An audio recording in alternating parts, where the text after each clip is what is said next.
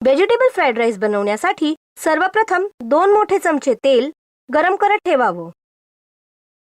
तेल गरम झाल्यानंतर यात अर्धा वाटी गाजर, अर्धा वाटी हिरवी सिमला मिरची आणि अर्धा वाटी कोबी घालावा.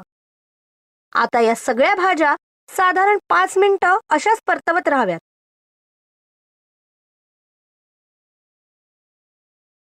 5 मिनिटांनंतर यात 1 मोठा चमचा आलं आणि हिरवी मिरचीची पेस्ट घालून हे 2 मिनिटं असंच परतवत राहावं.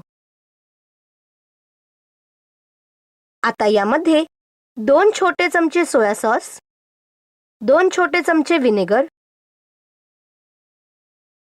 आणि थोडासा अजिनोमोटो घालून हे सर्व पदार्थ एकजीव करून घ्यावेत.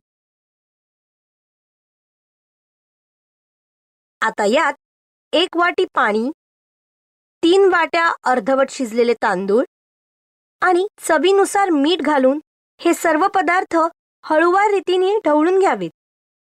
ढवळत असताना तांदूळ तुटणार नाहीत याची दक्षता मात्र नक्की घ्यावी. आता यावर झाकण ठेवून हे साधारण 5 मिनिटं असंच मंद आचेवर शिजवत ठेवावं. 5 मिनिटांनंतर झाकण काढून घ्यावं. आपला व्हेजिटेबल फ्राईड राईस तयार झालेला आहे.